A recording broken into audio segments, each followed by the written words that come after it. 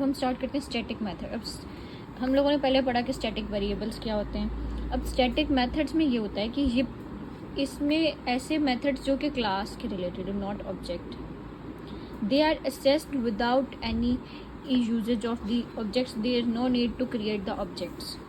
अब इसमें क्या हुआ कि यूटिलिटी फंक्शंस होते हैं जो कि मतलब बिल्ट इन फंक्शंस मेथड्स होते हैं ना, जो कि हम लोगों को मेन लाइब्रेरी के अंदर ऑलरेडी प्रोवाइडेड होते हैं, हम उनको स्टैटिक कहते हैं।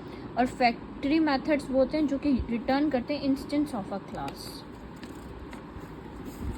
असेस कैसे कर सकते हैं हम लोग? अब असेस क्या होता है? Static methods are directly accessed by the class name. Class का नेम लिखेंगे और मेथड का नेम लिखेंगे, आपने किसी ऑब्जेक्ट को क्रिएट करने की ज़रूरत नहीं है। अब इसकी भी सिचुएशन है कि बाज़ दफ़ा हम लोग सिर्फ मेथड के नाम से ही स्टैटिक मेथड को असेस कर सकते हैं। वो कैसे? कि अगर हमारा मेन अगर उसके अंदर है, अगर क्लास के अंदर है ना, तब तो हम सिर्फ मेथड का नाम लेंगे और ये असेस हो जाएगा। और अगर ये मेथड जो मेन मेथड है हमारा, जो मेन है वो अगर क्लास से बाहर है, तब हम लोग क्लास का नाम और मेथड का नाम लिखेंगे।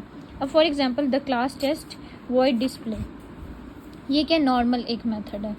अब स्टैटिक वॉइड शो क्या है? ये है स्टैटिक मेथड, ये है इंस्टेंस मेथड। अब मैंने मेन क्लास दी, मेन क्लास और ये क्लास और ये दोनों डिफरेंट क्लासेस हैं।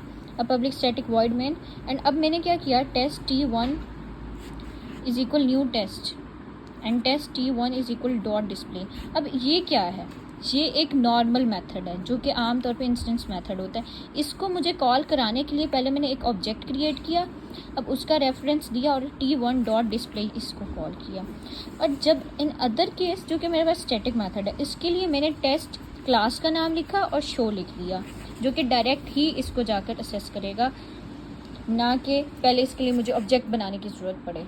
और अगर देखो, अगर यही static method with in a class होता, अगर ये दोनों एक ही क्लास में, तब मैं सिर्फ डिस्प्ले का नाम लिखती और इसने इसको असेस कर देना था, मुझे क्लास का नाम लिखने की ज़रूरत नहीं थी। ये था हमारा स्टैटिक मेथड।